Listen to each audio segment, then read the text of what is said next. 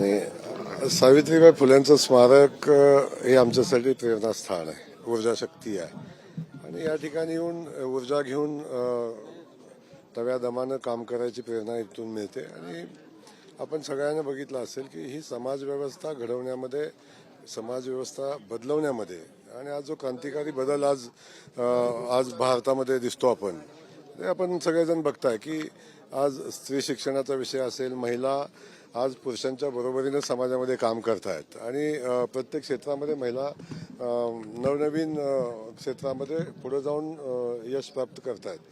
या सगळ्या गोष्टीचा पाया ज्यांनी रचला त्या सावित्रीबाईंची आज जयंती आहे आणि या जयंतीच्या दिवशी या ठिकाणी आम्ही सगळेजण इथे येतो. खास करून महाराष्ट्राचे मुख्यमंत्री, मंत्रिमंडळातले अनेक सहकारी आणि सावित्रीबाईंच्यावर प्रेम करणारे सगळाच समाज या ठिकाणी येतो. इथून एक प्रेरणा घेऊन जातो आणि ती प्रेरणा घेऊन वर्षभर पुरेल एवढी शक्ती इथून मिळते आणि त्यातून काम करत असतात. काँग्रेसचे नेते विजय वडेट्टीवारांनी टीका केली की सरकार ओबीसीवरती अन्याय करणारं सरकार आहे. छगन भुजबळांसमोर त्यांनी दोनच पर्याय काढले, एक म्हणजे भाजपमध्ये जाणं किंवा मग नसेल तर स्वतःचा एखादा पक्ष काढा. कोणी? विजय वडेट्टीवार.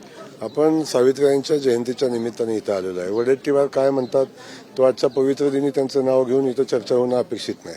देवेंद्र फडणवीस यांच्या कामाचं कौतुक आहे ते सामनासारख्या दैनिकामधून झालेले. गडचिरोलीमध्ये जे काम केले त्या कामाचं कौतुक होतं. अजून आगे देखो होता है क्या, खूप चांगलं काम, खूप आदर्शवत काम 2014 ते 19 साली देवेंद्रजींनी केलेलं होतं. त्यानंतरही आपण बघितलं असेल आत्ताच्या 2.5 वर्षामध्ये पण खूप चांगलं काम केलं होतं एकनाथ शिंदे साहेबांच्या सरकारमध्ये सुद्धा. आणि आता आपण बघाल की आता महाराष्ट्र थांबणार नाही. आता खूप वेगानं महाराष्ट्र पुढे जाईल आणि आदरणीय देवेंद्रजींच्या नेतृत्वाखाली समाजातल्या सगळ्या घटकांना, सगळ्या क्षेत्रामध्ये आज विकासाच्या दिशेने महाराष्ट्र मार्गक्रमण करेल हे आपण सगळेजण बघाल. गडचिरोली हे त्याचं एक छोटंसं उदाहरण आहे की आपण बघता की गडचिरोली आज विकासाच्या दिशेनं पुढे चालले. तिथला नक्षलवाद आज समोर उच्चाटनाच्या दिशेनं आज आपण बघतो ते चाललेलं आहे आणि हेच खऱ्या अर्थानं महाराष्ट्राच्या प्रगतीचं लक्षण आहे. ग्रामविकास प्रश्न असा आहे की महाराष्ट्राच्या मुख्यमंत्र्यांनी फडणवीसांनी एक मोठा निर्णय घेतलेला आहे की मला कुठलीही मानवनी त्यांना द्यायची नाही, पोलिसांनी पुष्पगुच्छ द्यायचे, कुठल्याही अधिकाऱ्यांनी मला येताना किंवा आमच्या मंत्र्यांना येताना पुष्पगुच्छ द्यायचे नाही. तर हे नेमकं आपण ग्रामविकास मंत्री म्हणून कसं बघताय? नक्की त्यांच्याकडून घेण्यासारखे खूप आदर्श आहेत आणि त्यातलाच हा एक आदर्श आहे. आणि आज मोदीजींनी आपल्या सगळ्यांच्या समोर आदर्श घालून दिलेत, आज देवेंद्रजी आपल्या सगळ्यांच्या समोर आदर्श घालून देत आहेत. मला वाटतं यातनं आमच्यासारख्या नवीन पिढीतल्या लोकांना खूप शिकण्यासारखं आहे. आम्ही सगळेजण शिकू द्यात. ग्रामविकास खात्याची जबाबदारी तुमच्यावरती आहे. आर आबांनी या खात्याला एक चांगलं नावाला आणलं होतं. ग्राम स्वच्छता अभियान अशी सारखी योजना इथे राबवली होती. लोकव्यापी योजना राबवण्याचा काय तुमचा मानस आहे का या खात्याच्या? नाही, नक्की आता खातं मिळून मला एक 8-10 दिवस झालेले आहेत आणि त्या दृष्टीने आम्ही प्लॅन करतो आहे.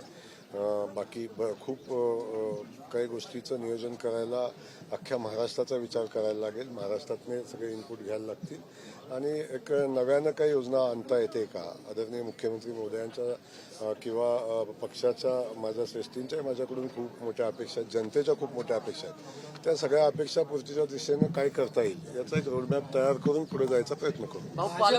पालकमंत्रीपद कुठल्या जिल्ह्याचं व्हावं तुम्हाला वाटतं? मी भारतीय जनता पक्षाचा कार्यकर्ता आहे. पक्ष ज्या ठिकाणी काम करायला सांगेल त्या ठिकाणी जाऊन काम करण्यामध्ये आनंद असेल. राजन साळवी असतील किंवा इतर लोक असतील जे ठाकरे सेनेचे आहेत ते भाजपमध्ये आता त्यांची इंटरव्ह्यू सुरू होती. अजून माझं आपल्याला विनंती आहे, आपण आज एका पवित्र स्थळी आणि पवित्र कार्यक्रमासाठी आहोत. आपण याच्या पलीकडे जाऊन आपण खूप काही चर्चा व्हावी अशी माझी अपेक्षा आहे. धन्यवाद.